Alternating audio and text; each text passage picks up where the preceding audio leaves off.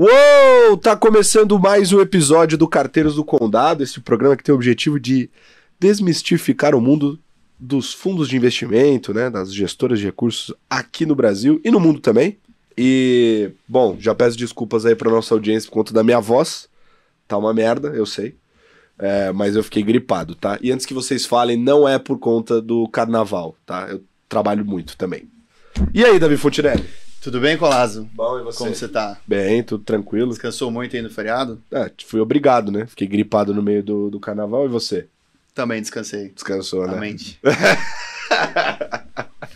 Ali com a gente sempre, Guilherme Anversa. Dá um oi pra galera só pra decorarem a voz. E aí, pessoal, programa de ressaca aí pós-carnaval, né? É. Ressaca de quem curtiu e ressaca dos mercados também aí com o dado de inflação da terça-feira nos Estados Unidos. Credo.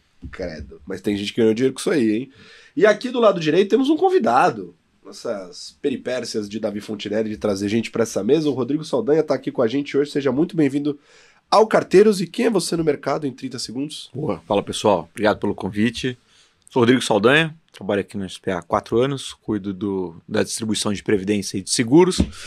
Antes disso, fiquei 10 anos no Itaú, cuidando também de previdência, né, na estruturação de produtos. E antes disso, fiquei 2 aninhos no Santander como estagiário, então a vida inteira dentro do mercado, sendo que a maior parte dela focada na indústria de previdência.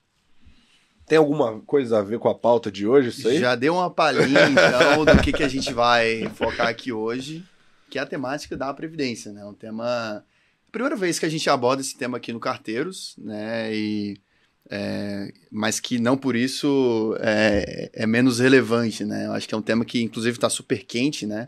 A gente vai explorar e explicar o porquê de ter ganhado essa relevância nas mídias, nos nossos estudos e naturalmente, falar também das diferentes classes de fundos, porque a Previdência ela permeia todas as classes de fundos, né? Então, desde a renda fixa até os multimercados e fundos de ações.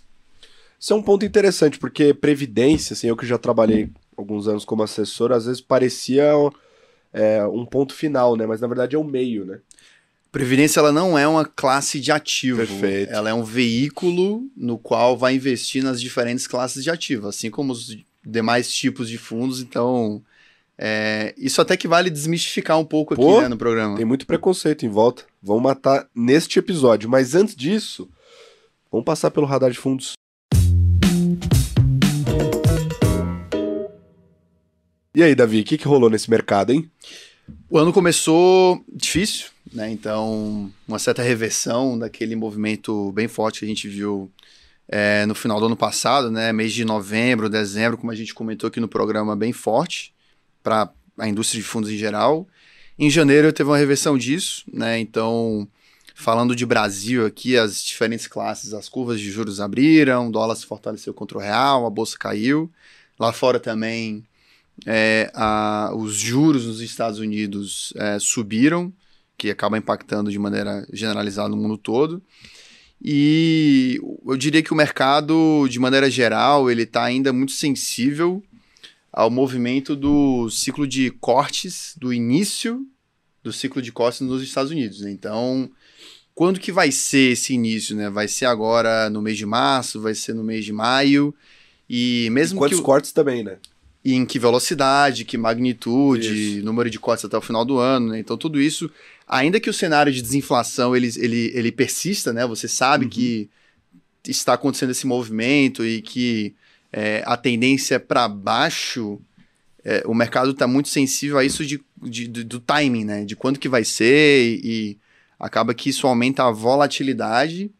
Tanto é que os gestores, alguns deles têm reduzido a exposição das posições, e, enfim, justamente porque, mesmo sabendo da direção, que é, no caso dos juros para baixo, tem muita volatilidade no meio do caminho, né? Que impacta a bolsa, impacta a curva longa de juros, enfim. Então, tudo isso a gente viu no mês de janeiro. O fato é que a economia americana está muito forte ainda, né? Então, é um cenário meio divergente, né? Você tem a inflação caindo de um lado e a economia, no caso a atividade, o mercado de trabalho muito fortes. Então, o fato é que os bancos centrais não têm pressa de comunicar o início dessa queda, justamente porque o downside é grande, né? Você pode ter algum dado de inflação mais forte e isso já traz para o mercado inteiro, né, muita volatilidade, né, muito estresse. Então, é o quadro de curto prazo que a gente está vendo no mercado, falando de mundo, né? E no caso de Brasil, também a gente vê essa tendência para baixo, mas o Banco Central controlando a sua comunicação, né? Para não ter essa comunicação, né, para o mercado. Então, em termos de índices de mercado, né, como comentei, as diferentes classes de ativo caíram no mês. Então, os ativos atrelados à inflação aqui no Brasil, representado pelo IMAB, tiveram retorno negativo de menos 0,45. Os multimercados, né, representado pelo IGFA, caíram menos 0,32. Ibovespa, menos 4,79. Aqui no Brasil, acho que vale destacar, o único destaque positivo foi para o crédito privado. O índice de debêntures da Ambima, ele teve alta de 1,39, ou seja, uma alta bem expressiva. O fato é que o mercado de crédito ele tem uma dinâmica até bem específica, né? Comparado aos demais mercados, é uma dinâmica idiosincrática, digamos assim, e foi um mês bem positivo para o mercado de crédito, mas no restante todo mundo foi underperformou em relação ao CDI. Lá fora, o dólar se fortaleceu, como a gente comentou aqui, e o S&P, na contramão das bolsas ao redor do mundo, também conseguiu subir 1,59, mas muito liderado aqui pelas empresas de tecnologia, né? As 7 maiores do índice. Acabou puxando o índice para cima, mas as bolsas no mundo também caíram. Esse foi o resumão de janeiro, e fevereiro aqui continua fortes emoções. Até uma vez comentou aqui da volta do carnaval. Eu tava lembrando no caso, 4 anos atrás, né? Como é que foi a volta do carnaval? Aí essa foi ressaca. Não teve, foi a volta pra casa. Exato. Foi volta em todos os sentidos, né? Então, o carnaval é sempre fortes emoções, né? Na volta. Total. Mas já que a gente vai ter essa temática de previdência, e antes da gente entrar na previdência em específico, esse assunto ele tá ganhando uma certa tração recentemente. Até a gente olha nos dados de captação, né? A indústria está captando bastante dinheiro. Tem um movimento migratório ali, né? Para essa classe, né? Eu queria entender, Anversa, até... Bom, sei que vocês produziram um material interessante. A gente talvez até depois compartilhe com a galera. Mas por quê? Por que esse tema tá tão quente? Por que tem dinheiro migrando? Esse tema é um tema que sempre teve quente nas discussões, mas ele ganhou um a mais, um apelo a mais por conta de uma necessidade de aumento de arrecadação do governo, né? O governo precisa bater as suas metas de receita, e uma das formas que eles encontraram para isso foi tributar fundos exclusivos fechados. Então, aconteceu uma mudança importante em dezembro do ano passado. Famílias mais endinheiradas ali com patrimônio ali a partir de 5 milhões de reais, elas historicamente alocavam seus recursos através de fundos exclusivos fechados, que elas só podiam movimentar uma vez por ano, e com isso eles tinham o benefício de diferir imposto. Eles não pagavam o come-cotas, aquele come-cotas ali que existe nos meses de maio e novembro, não eram pagos através dessa estrutura de fundos exclusivos fechados. Em dezembro isso acabou. Em dezembro houve uma negociação para que essas estruturas pagassem o imposto, né? E que esse tipo de estrutura ela perdeu esse benefício de diferimento tributário. E aí, por isso, muitas famílias foram buscar outras estruturas para realocar o seu patrimônio e encontraram uma estrutura até mais eficiente do que a estrutura de fundo exclusivo fechado, que é o fundo exclusivo de previdência. Porque ele tem uma diferença muito significativa que o fundo exclusivo fechado, você no final conseguiria pagar, e teria que pagar, né, 15% de imposto, E o fundo de previdência, no prazo de 10 anos, você está falando que você vai pagar 10% de imposto sobre o capital que você ganhar nesse período. Então, a diferença muito grande de benefício, né, de você pagar menos imposto num período longo de tempo. E o que a gente foi entender, né, o porquê ainda existe muito do que você falou, desse preconceito com a classe de fundos previdenciários, é quando a gente pega a indústria, a gente vai falar muito sobre a indústria de assets independentes, esses produtos eles foram melhorando ao longo aí dos últimos 10 anos. 2019 foi um ano muito simbólico, que permitiu a entrada de muitos fundos multimercados que começaram a oferecer o mesmo produto que eles tinham no mundo não previdenciário, no mundo Prev.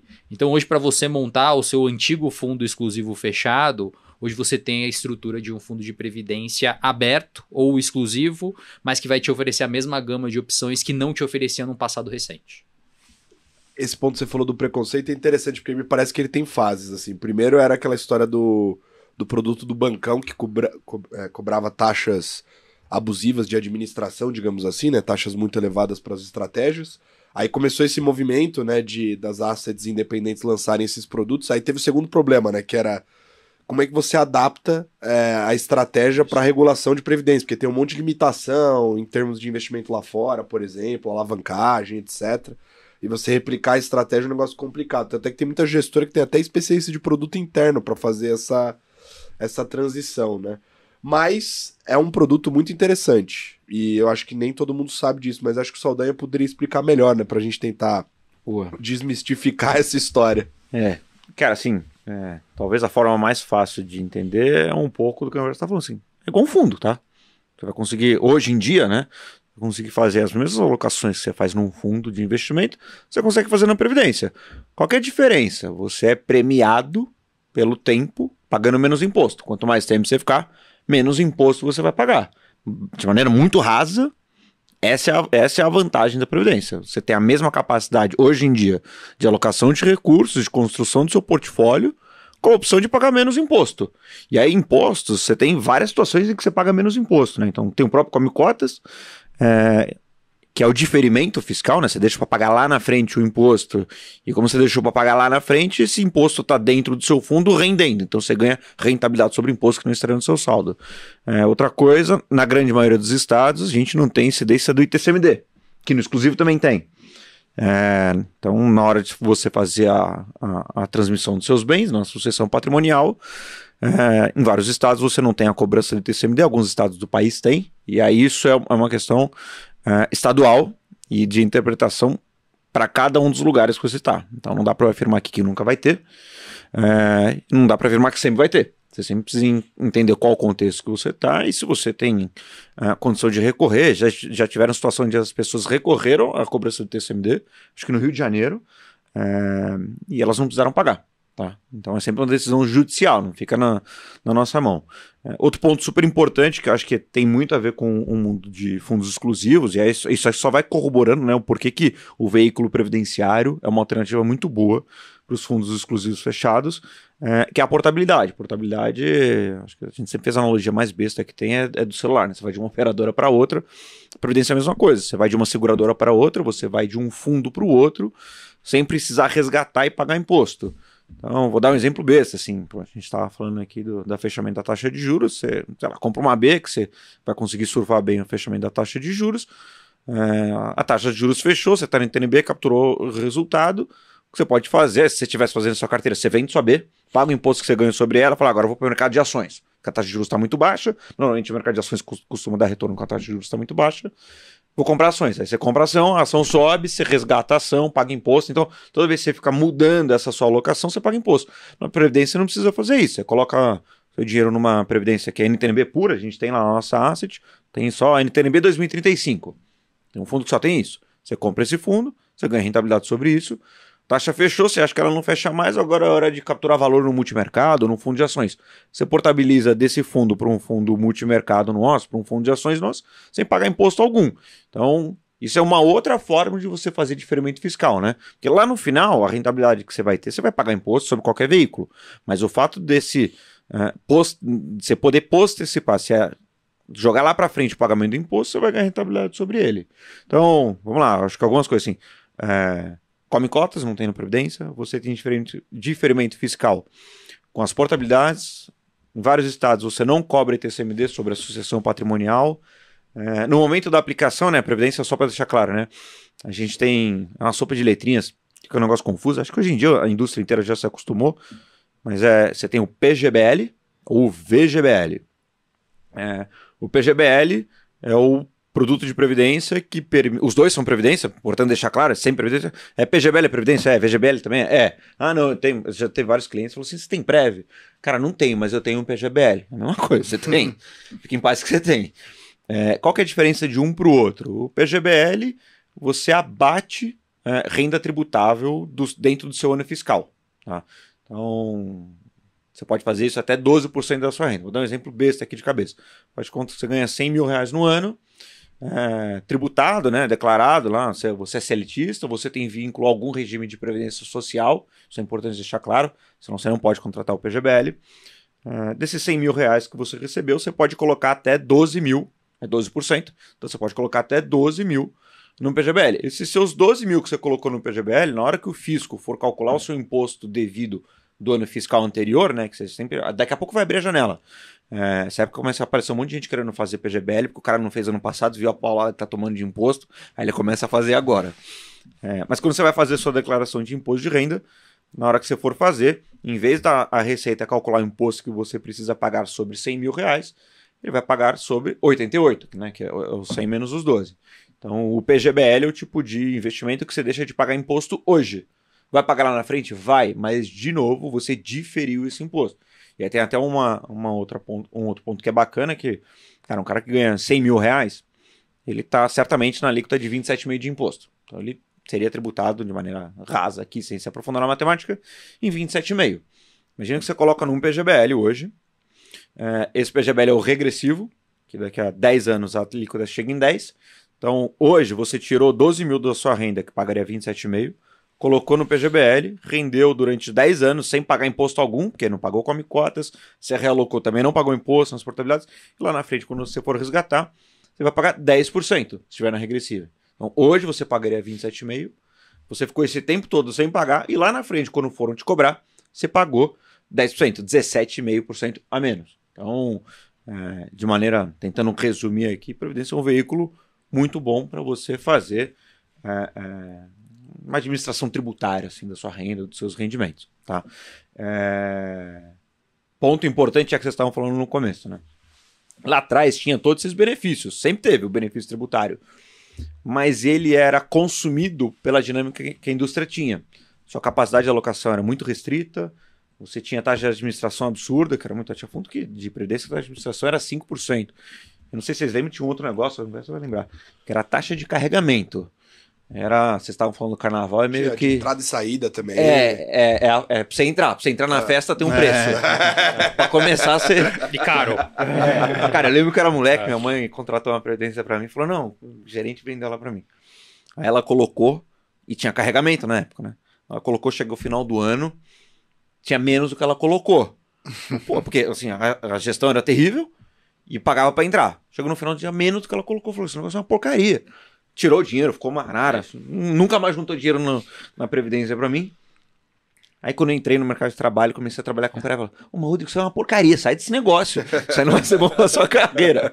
Mas o contexto mudou ainda. Mas acho que o ponto do preconceito é isso. Assim, tinha fundamento para as pessoas não gostarem tanto do produto.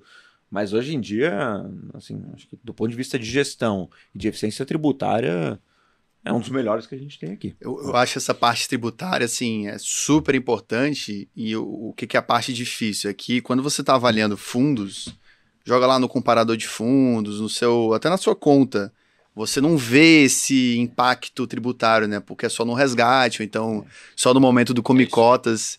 Então é difícil você tangibilizar quanto que é o impacto disso.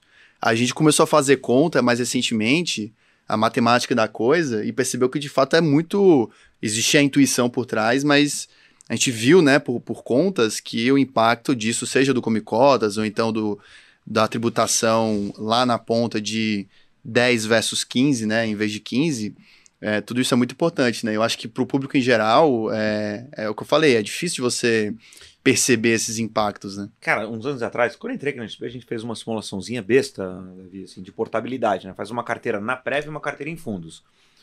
Que durava, sei lá, 20 anos e você fazia uma alocação a cada 2 anos. Tem cliente que é ansioso faz muito mais do que a cada 2 anos, né? Mas imagina que você gire sua carteira só a cada 2 anos. O fato de você girar sua carteira na Prev a cada 2 anos durante 20 anos e em fundos, tirando o efeito da diferença de tributação, né, que é 10 contra 15, a Prev vai ficar com um saldo de 10% a mais. Só porque você teve esse diferimento fiscal, cara. Faz uma diferença enorme essa história de você poder jogar o imposto para pagar lá na frente. Depois posso até mandar a planilhinha lá que a gente desenhou para exemplificar, mas, cara, era nessa ordem de grandeza. E você fala assim, você vai no fundo, tanto faz com a taxa de juros, se a taxa de juros abriu, fechou. Eu lembro que a simulação que a gente fez, a taxa de juros estava em 10%. Um pouquinho abaixo de hoje, né? Então, hoje a diferença, quanto maior a taxa, maior o impacto disso. Então, se antes dava 10%, agora vai dar um pouquinho mais. Tanto faz com a taxa de juros, qual que é a política econômica. Isso é simplesmente planejamento tributário. E o que é legal é que é uma indústria que está se modernizando. Então, a novidade mais recente é a questão do progressivo e regressivo, né? Poxa, agora, no ano passado, até o ano passado, você tinha que escolher antes se você queria entrar no regime de tributação progressivo ou regressivo, se ele vai aumentando ou diminuindo ao longo do tempo.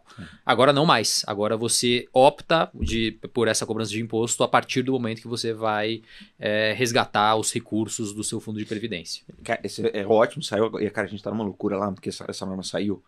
Então tem um monte de cliente querendo ajustar, né? Porque ele. Só para explicar qual que é o problema disso, né? Quando você escolhe uma ou outra, você pode escolher tem a progressiva. Como é que é o nome? Pô, eu faço esse negócio há 15 anos, esqueci o nome da tributação. Regressiva definitiva ou progressiva compensável. A progressiva compensável, a tributação é igual à tabelinha do seu imposto de renda lá do seu salário. E a regressiva é aquela que começa em 35, bate 10, diminui 5 a cada 2 anos que passa.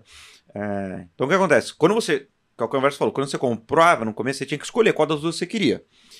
Você consegue fazer hoje você consegue fazer qual caminho, mas até ano passado você conseguia sair da compensável para regressiva. Só tinha esse caminho, o inverso não tinha. Tá? E quando você saía da compensável para regressiva, o tempo inteiro que você ficou aqui não contava. Zerava o placar, né? Zerava o placar. Então hoje, tem um monte de cliente que falou, pô, tenho 10 anos de compensável aqui, cara. Eu quero puxar esse histórico para regressiva para pegar a alíquota de 10.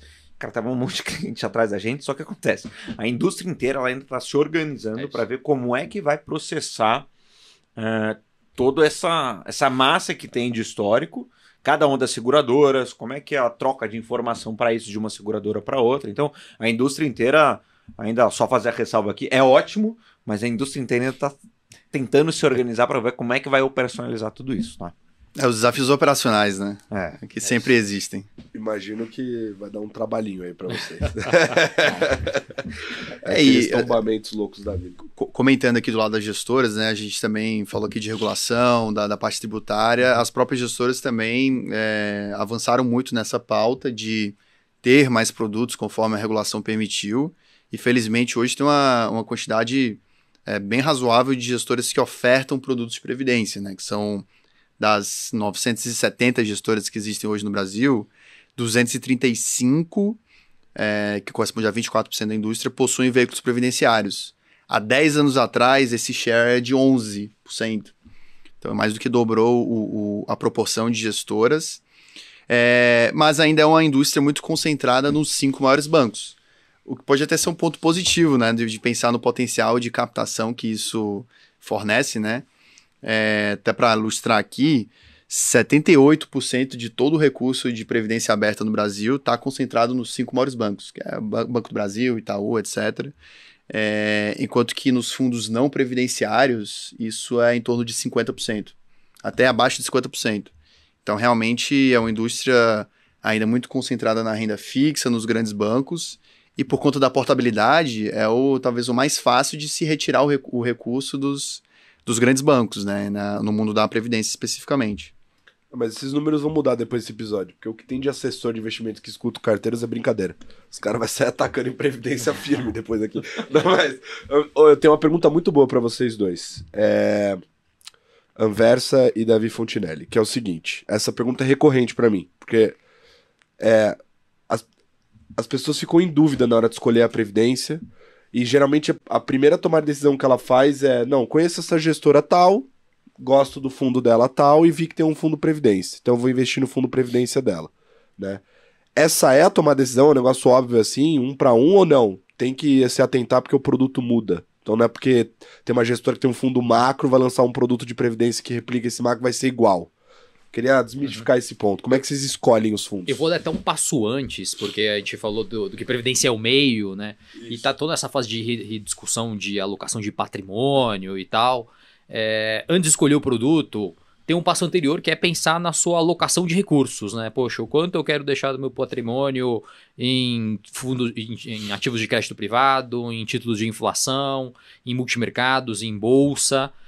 E o lado bom é que Previdência oferece produtos para preencher todo esse seu asset allocation, a sua composição de portfólio. Então, acho que tem esse passo prévio antes de migrar para fundos, migrar para a ponta final de fundos, que é realmente, poxa, se o meu perfil de investimentos recomenda eu ter 10% em renda variável, você vai conseguir encontrar bons produtos de renda variável alocando esses 10%. Indo para a pergunta e depois da visão complementa, hoje, para os produtos de média volatilidade, digo entre 5% a 10%, dá para colocar nos computadores de fundos, vai ser muito parecido. Tá? A correlação na boa parte das casas, 0,98, 0,99, assim, eles são extremamente parecidos, mas vale a pena fazer essa reflexão antes para entender se realmente o produto é igual. A boa notícia é que, com o aprofundamento da legislação hoje, os produtos são realmente muito, muito similares, mas existem algumas exceções, né? Como o Davi comentou, ainda é 24% da indústria que oferece esse tipo de produto. Então, os produtos podem ser semelhantes e utilizar das mesmas estratégias, mas vale a pena consultar o seu assessor, consultar quem faz a recomendação de investimentos, para ver se é de igual para igual, mas em boa parte deles vai ser. Eu só complementaria que eu diria que na maioria dos casos existe essa relação, né, de 1 para 1 entre o fundo não previdenciário e o fundo da Previdência. Pode ter o caso também de o fundo da Previdência ser específico da Previdência, né? Isso é uma coisa particular, mas que tem a mesma equipe de investimento do fundo não previdenciário, o mesmo processo. Então são coisas que compartilham dos mesmos méritos, digamos assim, que você teria investindo no fundo não previdenciário, né? Essa questão do mandato, eu acho que inclusive dá para procurar essas informações, seja com o assessor, seja nos canais de comunicação da plataforma de conteúdos da XP. Hoje em dia tem muita informação disponível, né? Então dá para se informar sobre essas peculiaridades ou então semelhanças do mandato previdenciário. Eu vou dar uma diquinha de bolso, isso não é uma recomendação de investimento, mas é uma diquinha de bolso, que é o seguinte, esse negócio do Come Cotas aí é uma merda, tá? No longo prazo realmente detrai muito valor, e quando você pensa em estratégias do tipo multimercado, que em tese, e se você não fez isso, repense aí a sua carteira, você deveria ter investido para longo prazo nessa casa, né? Você não quer ficar nesse fundo aí 1 ano, você quer investir para pelo menos, sei lá, no mínimo 5, vai. Vamos ser gentil. 3 eu acho já pouco. 5. Você vai ficar investido para longo prazo. Então, assim, se você tem um longo prazo ao seu favor e você tem um instrumento que vai tirar o Come Cotas e a tributação final é melhor, ainda você pode fazer essas movimentações sem ser tributado, assim, a diferença que isso faz no longo prazo é absurda. Então, sei lá, na maior parte dos casos, a Previdência me parece ser uma excelente alternativa, só em algumas vezes que tem uns produtos que não, tipo, sei lá, vou tangibilizar para você aí, vista multi-estratégia. Não tem previdência desse cara, entendeu? A avó é um produto diferente, a avó é alta pra caramba e tal. E tem que se atentar também à questão do investidor qualificado, que tem aquele 70 e o 100, né? Que daí quando o fundo tem o 70 é porque ele compra 70% da carteira original e ele é para investidor geral, e quando compra 100 ele tem lá o 100 é para qualificado. Não sei explicar o porquê que eles fizeram isso em Previdência, mas é assim, e daí tem que se atentar a esses pontos. Mas vamos entrar aí na discussão das gestoras, ou Davi? Bora. Você tem novidades aí boas? Não, acho que dá para começar pela maior do Brasil, a independente, a Vesa. Quem que é essa gestora?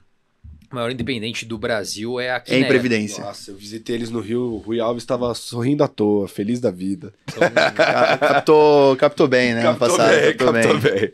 São 40 bilhões de reais em Previdência, então coloca Absurdo. ela ali nesse universo aí das gestoras com destaque em Se produto de separasse previdência. só a previdência dele, já seria uma das maiores independentes do Já Brasil. seria uma das maiores independentes, na isso. frente de mais de 100 gestoras, Exato. mais de Exatamente. 900 gestoras. Com 40 bi dá para realmente fazer montar. E com uma prateleira bem diversificada de produtos, renda fixa, bolsa, multimercados. E a Kinea também, na sua ausência, no mês de janeiro, a gente resolveu aqui, fizemos um bate-bola aqui de premiações de cartas do ano passado, perfeito. em homenagem a Lionel Messi, que ganhou o prêmio de melhor jogador do mundo. A gente não entendeu muito bem.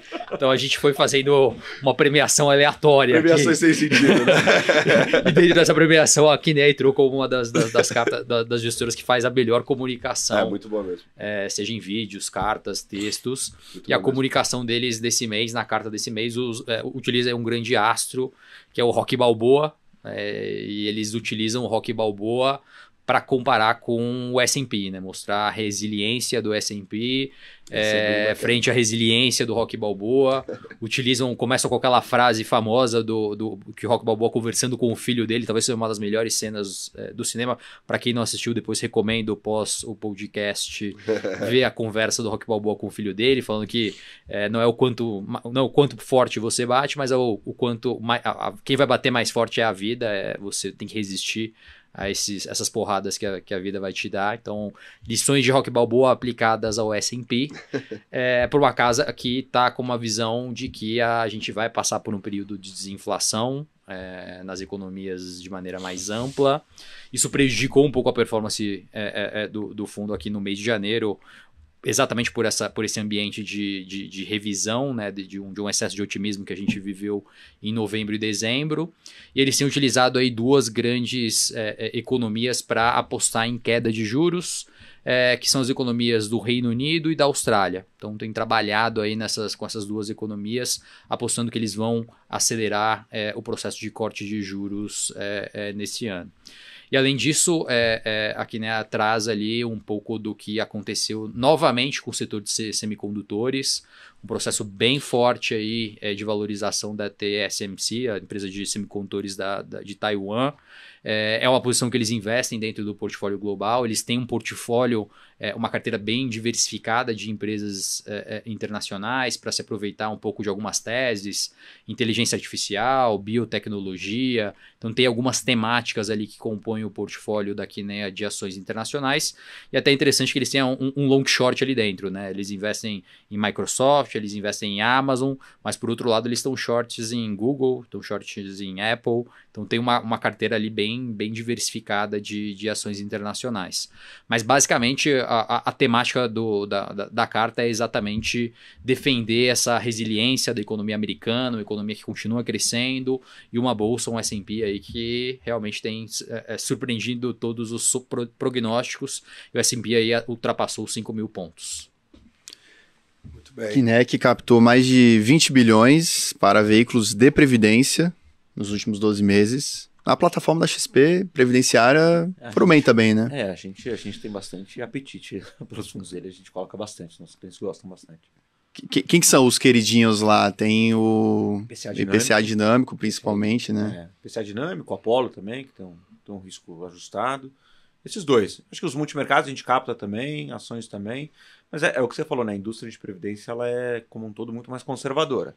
Então, naturalmente, os fundos de crédito deles ou os fundos de renda fixa com baixo risco ou multimercado de baixa vol tendem a captar mais. Tá?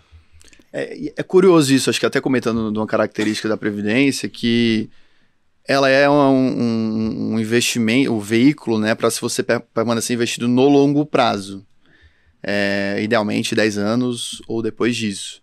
Investimentos de longo prazo, o que mais condiz com isso? São os investimentos mais arriscados, de ações e para os próprios multimercados também.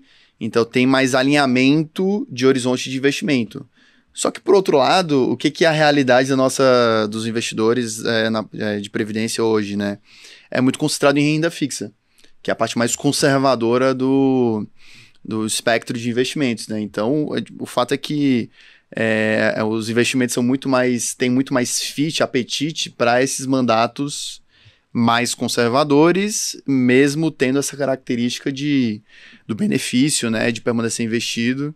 E hoje o investimento em fundos de ações, por exemplo, ainda é muito baixo, né, na Previdência. A gente está olhando, 80% é renda fixa. A gente foi olhar, você falou dos 5 grandes bancos, né? 80% na média deles, assim, está alocado em renda fixa. Aí a gente faz um estudo, assim, dessa renda fixa, você vai dividir o que é ativo ou passivo, né? Passivo o cara tenta replicar o CDI e ativo ele tenta superar. Nos dois, a média, ele não faz nenhum dos dois. Então, assim, tanto na passiva quanto na ativa, ele não ganha de CDI. E o curioso na ponderada, as estratégias de gestão ativa rendem menos que as passivas. Então o cara tenta ganhar e erra. Então, pela taxa também, né? Taxa de administração mais alta. Bastante. Mas, cara, é muito conservador. Assim. Acho que tem um ponto que você falou aqui da Bia. Pensa assim, na Previdência é o dinheiro, quem tem mais dinheiro é quem é mais velho e o cara juntou mais ao longo da vida, então boa parte dessa indústria é de pessoas mais velhas, beleza. O cara que é mais velho, teoricamente, não tem tanto tempo para tomar risco, então tudo bem, ele não deveria ter uma carteira tão arriscada. Mas quando a gente está falando do cara mais velho, não é o cara de 90 anos de idade, é o cara de 60 anos de idade. E ele vai usar esse dinheiro dos 60 até os 80, até os 90. O cara tem mais 30 anos aí para você tentar preservar ganho real, para você tentar preservar poder de compra desse teu dinheiro. Então, apesar de ser um dinheiro que é uma pessoa que está mais velha, ainda assim deveria ter um apetite de risco um pouco maior para minimamente tentar preservar poder de compra. Tá? Não precisa, cara, não quero ganhar um monte de dinheiro. Tô com 60 anos de idade, estou me aposentando. Quero porra de ganhar dinheiro? Não quero. Mas, porra, você precisa manter seu poder de compra. Então, tem que tomar um pouco de risco, sim. E aí entra a importância de você construir um bom asset allocation, construção de portfólio, horizonte de investimentos, para não ser preso numa armadilha que às vezes você tem potencial perfil para investir em outros tipos de produto e você está 100% na previdência ultraconservadora, né? E é uma palavra que vem junto, né? Primeiro existe esse preconceito com o termo previdência e sempre quando eu escuto previdência, o termo que vem na sequência é conservadorismo.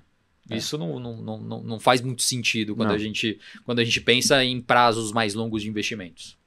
É isso mesmo. Assim, a minha carteira é o completo oposto da indústria. Tá lá na fronteira eficiente do final, lá, cheio de rock and roll. Mas aí... Falta só alavancar, né? Ah, nossa, se pudesse, brincadeira. E tem um detalhe, né? A gente falou que realmente é um produto que tem as pessoas mais velhas ali com recursos, mas acho que vale muito essa conversa também para os novos entrantes, né? Porque também é uma coisa que os mais jovens, eles acabam não se atentando ao fato de que é interessante começar mais cedo, né? Quanto mais cedo você começar, isso vai ter um impacto muito importante aí no longo prazo. Eu já diria Warren Buffett, é um dos investidores de mais longo prazo aí do mercado. E dá pra tomar a volta. A gente tem fundo de cripto lá. Se quiser, tem opção de fundo de criptomoeda. De previdência? Tem fundo da Hashdex lá. Porradaria.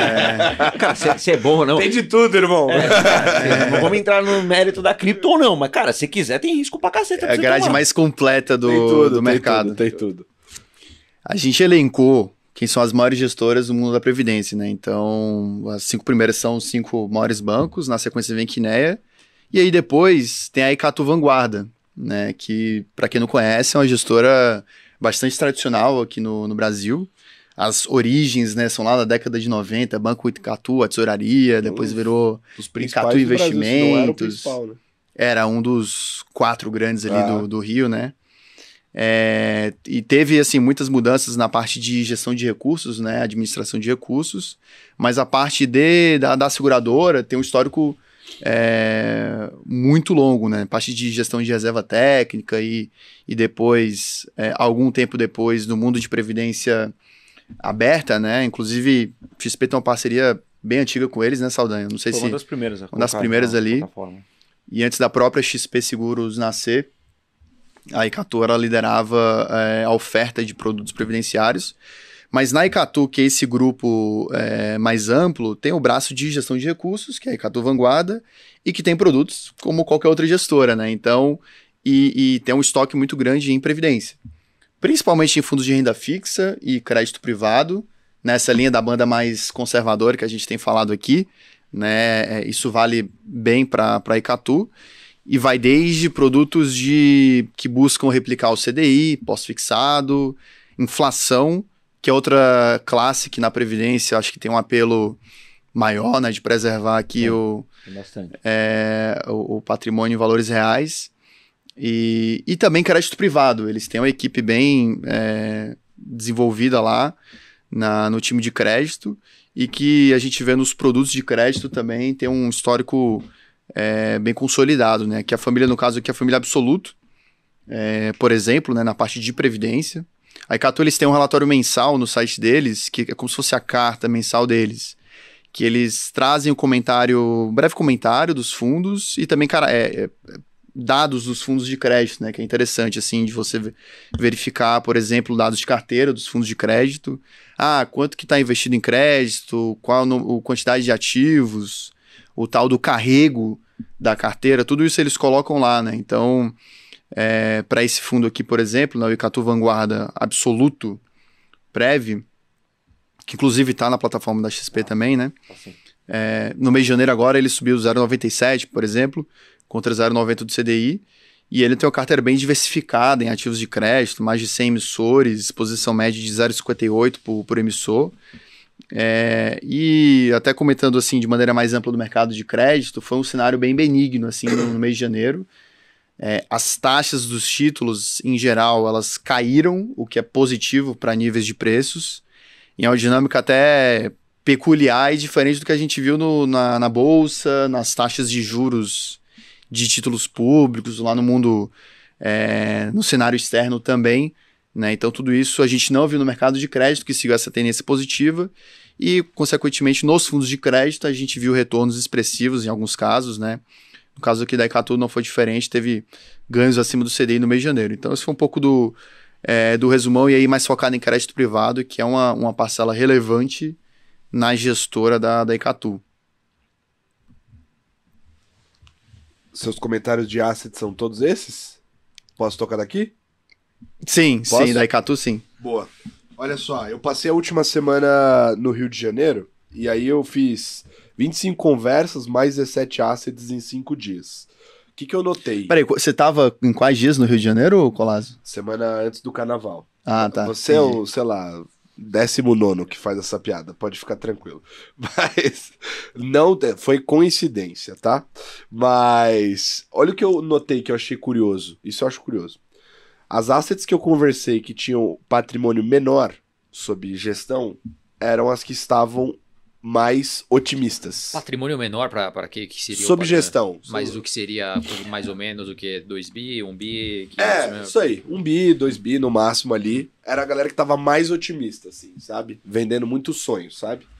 E a galera maior, que tava com fundo fechado, né, e tal, essa turma tava mais pessimista. Eu achei isso curioso. Então tinham esses dois pontos aqui da mesa que eram interessantes. A galera que tá pessimista falou muito sobre nível de preço e qualidade de ativo, né? Essa tecla é uma tecla que fazia tempo que eu não escutava. Eu escutei ela várias vezes lá no Rio. Para quem não sabe, no Rio de Janeiro tem uma pujança ali de gestoras, né? Especificamente a escolinha lá das gestoras macro, né? Bem forte, e também as gestoras de ações, né? E a turma de ações que eu conversei no Rio, todas elas foram muito enfáticas em falar na qualidade dos ativos aqui no Brasil, tá? Então, ou seja, né, e não elogiando, tá? Dizendo que tem poucos ativos investíveis na Bolsa Brasileira, de fato, principalmente aos níveis de preço. Então não tá tão pechincha assim, embora ainda tenha muita coisa boa que está barata. Dentre as coisas que foram citadas que são boas e muito baratas, quer dizer, hoje menos barato do que foi no passado, mas ainda barato, Petrobras foi citado como destaque, que é a maior lição do ano passado, porque ninguém pegou essa daí, né? Mas quem pegou ainda tem na carteira e continua achando excelente o ativo. Outro ponto que eu achei interessante a vol baixa. Então a gente está no nível de volatilidade, especificamente lá nos Estados Unidos, que é a menor nos últimos 17 anos. Então ela está muito baixa, as opções estão negociando a preços muito baixos também, então está razoavelmente barato para você montar uma proteção. E o mercado não para de subir, né? Especificamente puxada, vocês comentaram um pouquinho do S&P aí, a carta da Quiné sobre o ROC, né? Mas é bem isso, assim, essas empresas elas estão carregando o S&P nas costas e as sinalizações são muito positivas, tá tudo muito bonito, se bem que a gente teve um dado de inflação que deu um susto na galera, mas eu escutei bastante gente preocupada com esse nível de otimismo, né? O morro tá muito tranquilo, tá muito estranho, tá muito pacífico isso aqui, e a volatilidade baixa também é um ponto que chama a atenção. Na outra ponta, tem uma galera que acha que o mercado tem mais uma pernada ainda, ou seja, tem um resto de gasolina nesse tanque para queimar antes de passar por uma eventual recessão, e tem um pedacinho final lá da galera mais otimista de todas, que nem acredita nessa recessão mais, a galera já meio que deixou essa história para trás e acha que os Estados Unidos vai efetivamente conseguir fazer o tal do soft landing e passar por isso, sem maiores preocupações. Outro ponto que eu achei interessante, né? Eu tive o privilégio de conversar com algumas gestoras que não dão entrevista pra ninguém. Obviamente não vou citar o nome deles aqui, né? Mas a galera gosta bastante do modelo de negócio da Microsoft, especificamente dentro das maiores empresas de tecnologia. Mas o trade que mais apareceu ali na carteira da galera é a Amazon, porque a galera acredita que teremos surpresas em relação aos próximos resultados trimestrais, especificamente no que está sendo gerado de resultado no AWS. Eles acreditam que o mercado está mais pessimista com essa geração de resultado.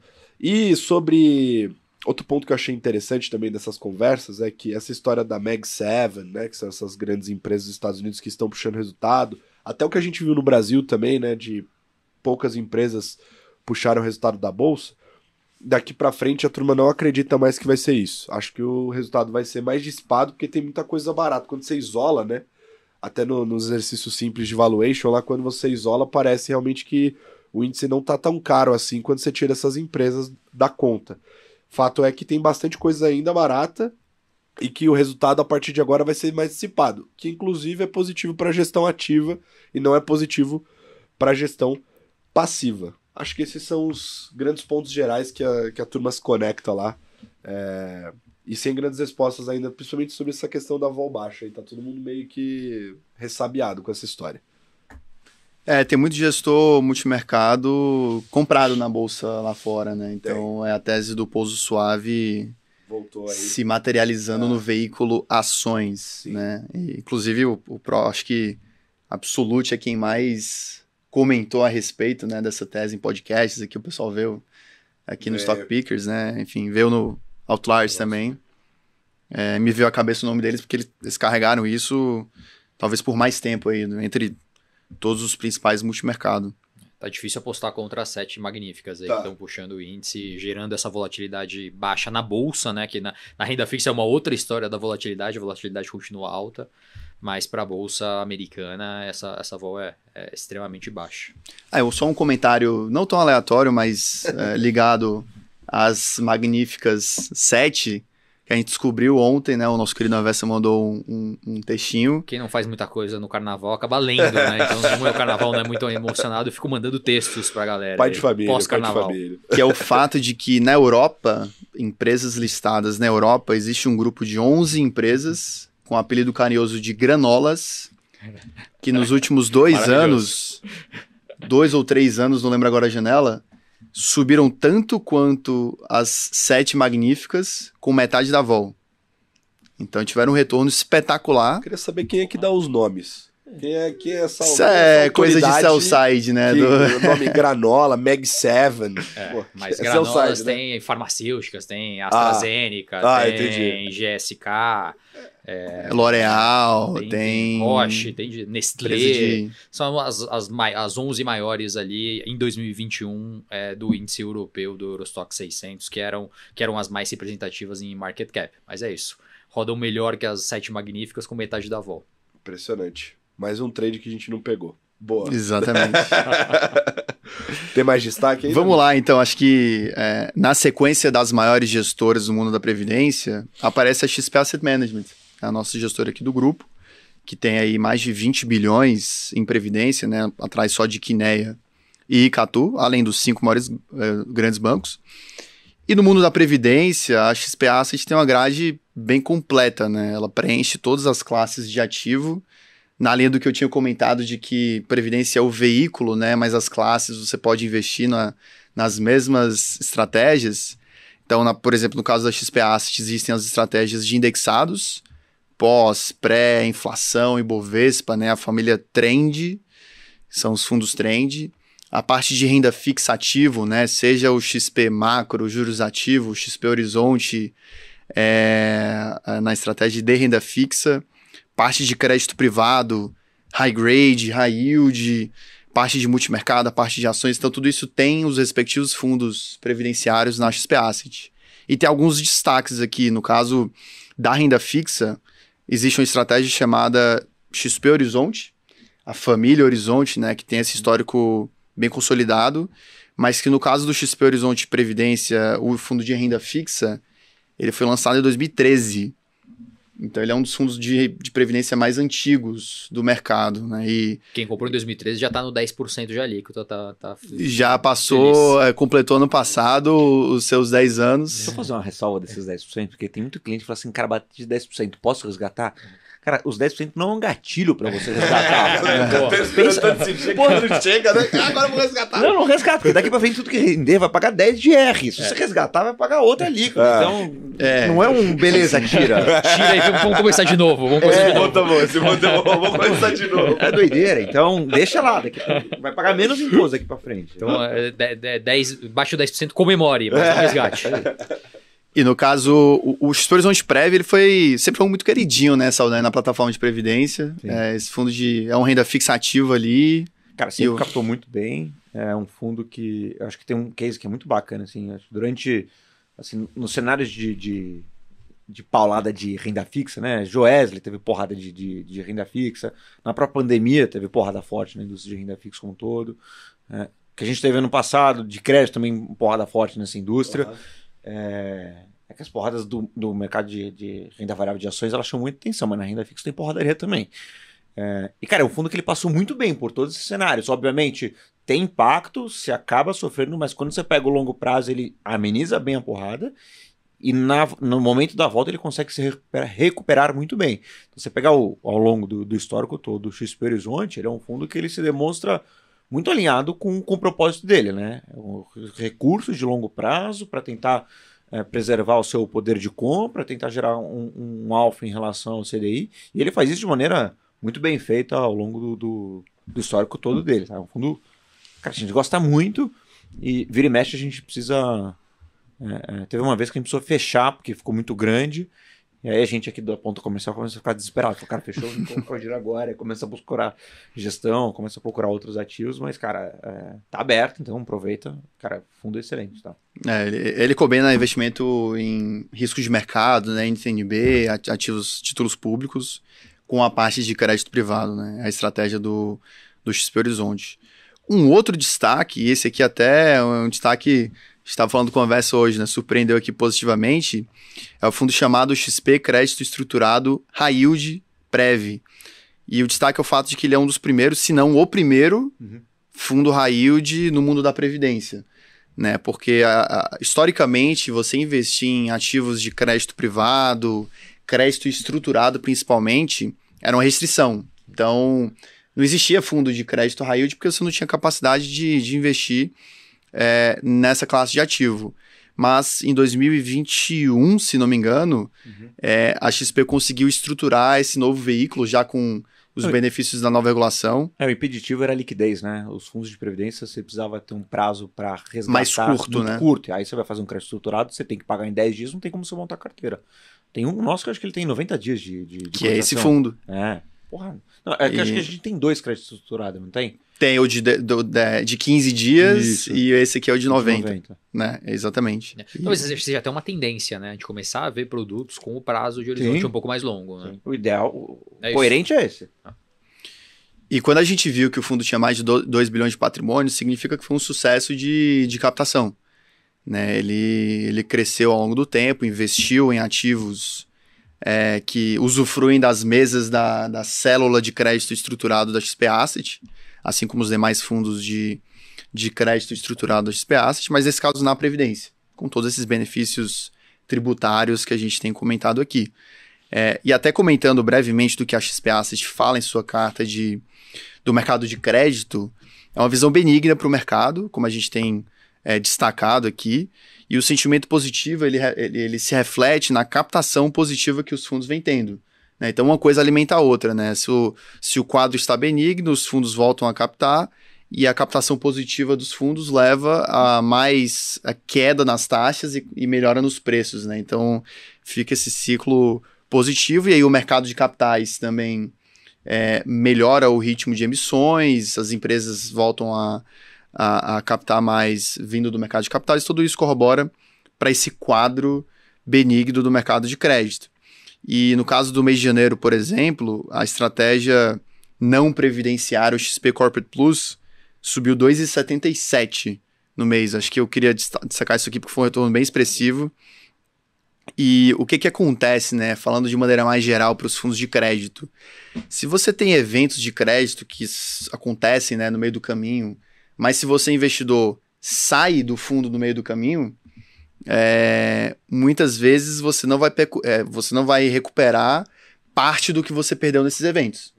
Então, o investimento em crédito, ele tem um horizonte de investimento que não é no mês, não é em 2, 3 meses, né? É um investimento de pelo menos 1 ano, ou até mais do que isso, né? O que não é tão comum para os investidores. E para o investidor que fica investido no fundo, ele captura essas recuperações que acontecem nos créditos. Mas para quem sai no meio do caminho, inclusive se o fundo perde PL, quem fica no fundo investido, quando tem essa recuperação, o efeito é ainda maior da recuperação, porque incide sobre um PL mais baixo, né? Então foi um pouco parte do que aconteceu com o XP Corporate Plus e parte do que deveria permear, né, a visão dos investidores ao investir em crédito privado, né? Existe um horizonte devido para o investimento nesses fundos que tomam risco de crédito, enfim, faz parte do jogo. Eu acho que esse ponto que você colocou, Davi, é super importante. O cara não confunde o crédito como um risk-free, assim. Tem muita gente que acha que reserva de emergência, né? Não é, cara. Tem risco de crédito. Pode ser que a vol não apareça ali, mas, cara, é que a vol do crédito, quando aparece de uma vez só. Isso assusta bastante. Então, não tratem o ativo de crédito como um risk-free. Não é o DI o negócio. Assim. Pode diminuir o risco da carteira como um todo? Pode. Mas não é risk-free. Tem que ter um horizonte aí nesse negócio. Não usem volatilidade como medida de risco para crédito, tá? Não funciona. Sharp, então, para com você não. O cara fazendo Sharp. Sharp é 700. Não é aplicável, né? Fato. Mas, e para fechar aqui no universo dos fundos da XP Asset, né, no caso dos multimercados, também, assim como no crédito, tem as versões previdenciárias de diferentes níveis de risco. Então, tem desde o XP Macro Juros Ativo, que tem uma vol mais baixa, o XP Macro Previdência, o Macro Plus Previdência, que é o mais apimentado. E no caso dos multimercados, não só para a XP Asset, para o mercado como um todo, o mês de janeiro foi mais negativo, né? Então, em função dessa reversão parcial dos ativos de risco, mas eles têm uma visão de que o Fed deve cortar os juros em maio ou junho, né? É um cenário em que, ao acontecer, é um quadro positivo para ativos de risco. Existe uma certa volatilidade de curto prazo, como a gente tem falado aqui, mas uma vez que a inflexão aconteça, né, isso é muito positivo para ativos de risco. Existe uma assimetria que eles comentam na carta, na curva de juros lá nos Estados Unidos, a assimetria para baixo, que é o de que tem um quadro de desaceleração na China, esses fatores exógenos, né, o quadro na Europa de potencial desaceleração, e ainda um risco dos Estados Unidos, que é o sistema bancário ainda fragilizado, e você pode ter eventos específicos com o banco nos Estados Unidos, que o efeito prático é queda de juros, né? Então, tudo isso traz essa assimetria, e que no caso de posicionamento, eles estão comprados em bolsa, mais um dos gestores que a gente tem comentado aqui, e também aplicados, ou seja, apostando na queda dos juros nos Estados Unidos. Isso lá fora. Aqui no Brasil, eles mantêm posições aplicadas em juros reais e nominais, apostando na queda, o mesmo call do início dos... No caso, aqui no Brasil não, né? Já começou o ciclo de cortes, mas a continuidade do ciclo. E também comprados no real, que é uma outra tese que muitos gestores passaram a carregar nos últimos meses, detraiu o retorno no mês de janeiro, dado que o dólar se fortaleceu contra o mundo inteiro, mas que eles permanecem comprados, mas eles reduziram o risco. A gente vem comentando aqui que O mercado está muito volátil no curto prazo, né, em função de divulgação de dados de inflação, mercado de trabalho nos Estados Unidos, tudo isso faz preço de maneira mais relevante para os ativos de risco. Então, a XP Asset na célula macro reduziu o risco na margem, mas mantém essas teses aqui no Brasil. Então, um pouco do comentário aqui da parte de multimercado da XP Asset. Quem aproveitou para aumentar risco agora com essa queda mais recente de bolsa foi nosso querido amigo Luiz Stuhlberger, da Verde. Então, dentro desse universo de fundos multimercados, ele estruturalmente já tinha uma posição não abaixo da sua média histórica de 30%, 20, mas já estava mais ou menos em 20%, 22%. E aí, com essa realizada das bolsas ali no mês de janeiro, ele aproveitou para incrementar um pouquinho mais a posição comprada na bolsa aqui no Brasil. E uma posição diferente, adicionou uma posição vendida, apostando na queda no dólar de Taiwan. Sabe-se lá o que Stuhlberger está vendo ali de tensões geopolíticas entre Rússia, China, Taiwan, Estados Unidos. Mas tem um quê geopolítico, imagino, nessa tese, de uma casa que é extremamente...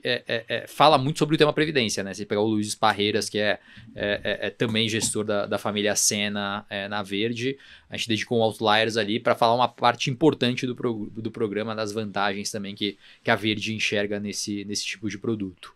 E é um pouco do que o Davi comentou, assim, foi um mês de janeiro que basicamente esse movimento dos juros nos Estados Unidos, de juros mais altos, né, uma expectativa de cortes um pouco mais para frente, lembrando que todo mundo entrou no ano ali com uma conversa de que o Fed poderia começar a cortar os juros a partir de março, e agora com todo esse desenrolar pós-carnaval, essa expectativa foi mais empurrada para junho. Isso tem impacto em todas as taxas de juros ao redor do mundo, isso atrapalhou as cotas do Verde. Isso impactou também uma casa que é super tradicional em previdência, que é a Ibiúna. A Ibiúna talvez tenha um dos produtos mais longevos de previdência. Eu lembro de visitar a turma lá atrás, 2010, quando eles estavam montando a gestora, e eles já falavam sobre previdência. Então, dentro desse universo de fundos multimercados, um do histórico mais longo que a gente tem na indústria. Eu não lembro quem tenha fundo mais antigo do que a Ibiúna. A própria Veja, acho que lançou em 2015, Isso. Se não me engano, as estratégias, que é uma das mais antigas também, nesse mundo de previdência. Além da Ibiúna, eu acho que eles são, de fato, nesse mundo de multimercado, dos pioneiros. Das independentes ali, foi a que apostou mais cedo aí, mais um cotista que já está nos 10%, mas também ainda não precisa resgatar, pode permanecer investido ali por mais tempo. Mas a Ibiúna também foi impactada por esse movimento de abertura de juros.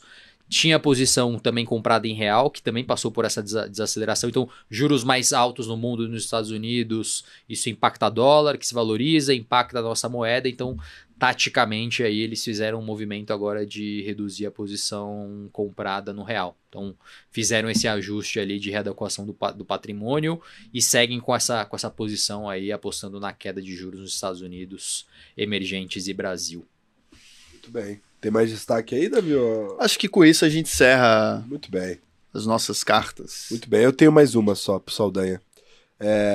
Sempre que a gente recebe um especialista assim como você, que tem a vivência que você tem também no dia a dia ali, é bom sempre perguntar, né? Eu sei que a cara da indústria é essa que você falou, 80% ali em renda fixa, né? Mas no passado recente, o fluxo que tá vindo aí pra Previdência, tá indo ainda mais pra renda fixa ou você já viu alguma coisinha diferente? Comparar os últimos 3 anos com os últimos 10, mudou pra caceta. Tá? Assim, os clientes têm tomado mais risco, têm diversificado mais a carteira. Quando a gente pega os nossos clientes aqui, a média é, cada um deles tem 5 estratégias diferentes. Tá? Alocação majoritária em baixo risco, tá? Não necessariamente só renda fixa, mas em baixo risco. Mas ainda assim o cara diversifica entre 5 opções diferentes. E acho que tem 2 coisas. Assim, não é só a diversificação da classe de ativo ou do perfil de investidor, mas tem muito cliente que diversifica também gestor. Então você vai ver que tem cliente, ele tem crédito, ele tem 3, 4 gestores de crédito na carteira dele. Porque eu acho que o fato antes da indústria, que é o que o David falou, o fato da indústria antes ter poucos gestores, todo mundo tinha uma gestora, tinha uma asset lá no teu portfólio. Então acho que tem 2 coisas que são bacanas, assim, que mudaram bastante ao longo da indústria. começou a alongar um pouco a carteira, né? Então pegar os produtos de cotização mais longa, começou a tomar um pouco mais de risco em outras classes de ativo e também começou a diversificar entre gestoras. Antigamente você só tinha uma gestora, agora você tem 250. Então, uma não, né? Acho que quando eu comecei lá para 2010, tinha mais ou menos umas 40, 50 gestoras, a grande maioria ou era fundação ou era próprio banco, tá? Hoje a gente está com 250, então o cliente ele diversifica. Eu acho que a ideia de diversificar em gestoras é importante, né? Assim, você ter pessoas com cabeças diferentes, enxergando teses diferentes, é mais um viés de descorrelação para o seu portfólio. Então, acho que esses 3 fatores melhoraram bastante, mas, cara, ainda tem espaço de volta para tomar. Assim, pré-retorno de carnaval, em 2020, no nosso portfólio de ações captava muito. Tá? Aí a galera tomou porrada e desacelerou bastante. Agora está retomando bem. Tá? Perfeito, muito bem. Bom, então, roda a vinheta aí do Momento Cultural. Aquela diquinha boa para dar uma descontraída. O que você tem aí, Davi? Olha, dessa vez eu trouxe um livro de mercado até. Né? Caramba, tá conservador, igual o tempo aqui. Até é difícil, né? A gente acaba não falando tanto das coisas mais técnicas, né? Mas dessa vez, motivado... É o livro que eu até comecei a ler recente, mas que se chama Central Banking 101. É basicamente um livro que fala dos conceitos mais básicos de como funciona um banco central, e no caso muito focado nos Estados Unidos, que é o principal banco central do mundo, o Fed, né? Então, fala de sistema financeiro, do mercado de dólares no mundo. Então, eu achei legal ele porque é um livro curtinho, assim, você lê rapidamente, e ele é bem escrito, então é didático, digamos assim, né? Para você entender mais de política monetária, do que o Banco Central, que é essa entidade tão importante que a gente sempre fala aqui e você escuta falar, né? É um livro que ajuda nesse tipo de conhecimento. Então fica a minha dica aqui, Central Banking 101. Tem em português, tá? Acabei de ver, ó. É? Tem, olha lá. Então, pra você que quiser, também tem a versão em português já. De mesmo nome? Banco Central 101. 101. É isso aí. É isso aí. E você, Anversa? Eu aproveitei que você não estava mês passado e você vai trazer dica de... Eu criei o quadro Carteirinhos do Condado. Sabia. Então agora para esse ano vão ser só dicas culturais infantis. Até porque é o que você está consumindo, né? E aí você vai começando a entrar no detalhe, aí você vai pegando autores mais específicos, e agora eu descobri uma autora japonesa infantil, Keiko Kasa. Nunca ouvi falar na minha vida, mas é a nova leitura favorita lá em casa. O livro chama-se Dia de Sorte. Talvez é o que a gente precise um pouco mais aqui nos investimentos, de um dia de sorte. Então é a recomendação aí pro Carteirinhos do Condado. Carteirinhos do Condado aí pros nossos ouvintes infantis. Boa. Ou papais e mamães. E cara, você, Saldanha? A minha é mais óbvia, assim, mas é porque eu assisti o último episódio que saiu domingo passado, então eu fiquei bem impactado da última temporada de True Detective. Cara, o último episódio que saiu deu uma treta boa lá.